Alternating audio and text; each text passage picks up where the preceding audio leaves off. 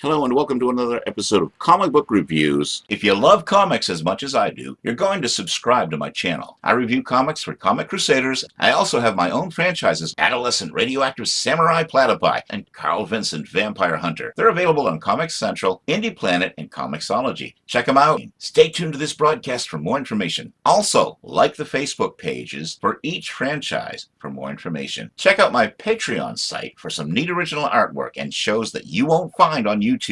Hello, comic book fans. Kevin Given once again. I review comic books for Comic Crusaders and Comics for Sinners. Make sure you check out my reviews on both of those websites. Today on Comic Book Reviews, the old white dude is going to review Brie Larson's Captain Marvel movie. I've already done a show on the controversy surrounding it. Now I'll review the actual film itself. Also, we're going to review Kiss, Blood and Stardust, number 5. In fact, let's review it right now. Publisher is Dynamite Comic Books, and the synopsis. This issue starts not with a bang but a whimper. It's not an action-packed opening, but one which sees Lilith guiding Alicia and hoping she will choose the right path. She's helping her protege without doing the work for her, an emotional moment between the two female heroes. I must say that this is a great story about overcoming your inner demons, but I'm disappointed. For some reason, this is called a Kiss comic book, but Kiss is barely in it. Jean is the only member of the band that has anything worth saying or doing. The other members are background props. This has been a problem with a lot of modern Kiss comics. Most of these comics would be great stories without the band in them, and this one is no exception. Like I said, a great story, but the focus isn't on the Kings of the Nighttime world. They are secondary characters in their own books lately. Where is the Kiss that became superheroes in Marvel's Super Special number 1 way back in 1977? As I said, this isn't a bad comic at all, but if Kiss wasn't in it, no one would notice because their presence isn't necessary to tell the story. Can someone write a Kiss comic where they're the protagonists, please? Looking at the creative team. Brian Hill has created an awesome universe filled with demons and monsters which infiltrate our everyday lives. It's fun to see the main protagonist face her nightmares, and Derek Crowley is an antagonist to be reckoned with. It's a treat to see this tale come to its conclusion, and it's a good read. Rodney Buscemi brings the hellish world to radiant life, and his demons are truly terrifying. The hatred etched into Derek Crowley's face tells the story of an average Joe gone horribly wrong with demon possession. The fear we see in Alicia also tells a tale of learning to cope with our fears when she must rely on herself instead of Lilith. We get the impression that she isn't sure of her capabilities. This all shines forth strongly in the illustrations. In conclusion, I'm having a hard time with this conclusion. When I read issue 1 of this tale, I had high hopes that we'd see a Kiss comic where they would finally kick some ass, and with the End of the Road tour underway, I don't know how many more Kiss comics we're going to get. But their involvement in this tale isn't just minimal, it's unnecessary. I don't want to give too much away here, but when you read the whole story, take all Kiss's lines out of it, and you still get the same feel. Nothing they've done is necessary. Also, the resolution, though satisfactory, seems rushed. An epic build-up, but a slightly less than satisfactory payoff. Good stuff, but not great stuff. 2.5 stars, a 7.3 rating from this reviewer. And now, the old white dude is going to review Captain Marvel. Kevin Feige has done it again, the 21st film in the MCU, kicking off Phase 2 of our beloved franchise. The director was Anna Boden and Ryan Fleck,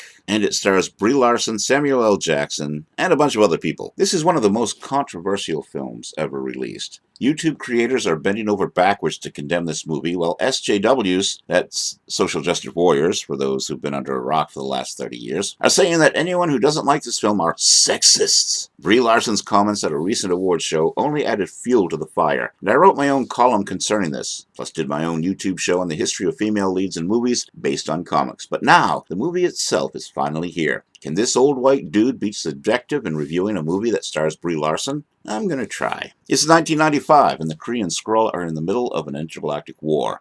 Verse, which was the name of Captain Marvel when she had amnesia, realizes that certain Skrulls have landed on Earth, and follows them there. Of course, she meets up with Colonel Nick Fury, Jackson, and Agent Coulson, Greg. I was glad to see Coulson back, but unfortunately his presence is barely felt in this film. The chase is on, and a few neat twists and turns later, the show's over. We do get to see a young Monica Rambeau, Akbar, who grows up to be an African-American female Captain Marvel. The story has Carol Danvers, Larson, and Maria Rambeau, Lynch, Monica's mother, as co-pilots in the Air Force before Danvers disappears. Jan Rigg Law is Danvers' mentor and trainer. the Obi-Wan Kenobi of this film. It's a fun film. The banter between Jackson and Larson is clever and entertaining. The action rules this picture and is the center of the story, but there isn't really much else to recommend it. Before you rant and rave that I'm a Brei Larson hating sexist, I'm not. The problems with the film aren't Larson's fault. The script doesn't have her doing much but kicking ass. There are attempts to show a human side to her through flashbacks, but as soon as they show something that might make us care about the character, they immediately cut away,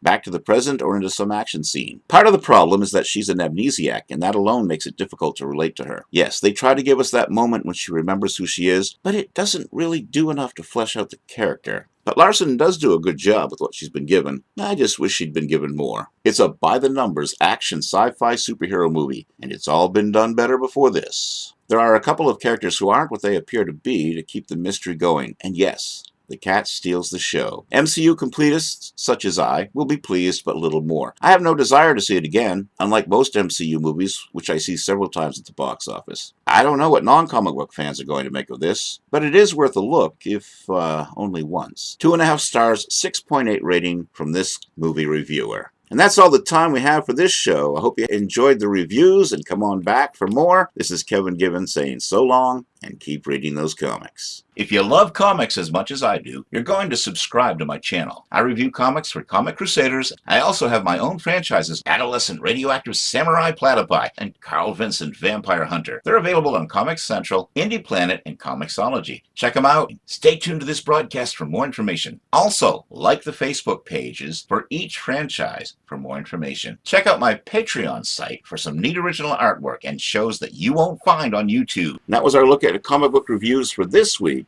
Until next time, this is Kevin Given saying so long and keep reading those comics.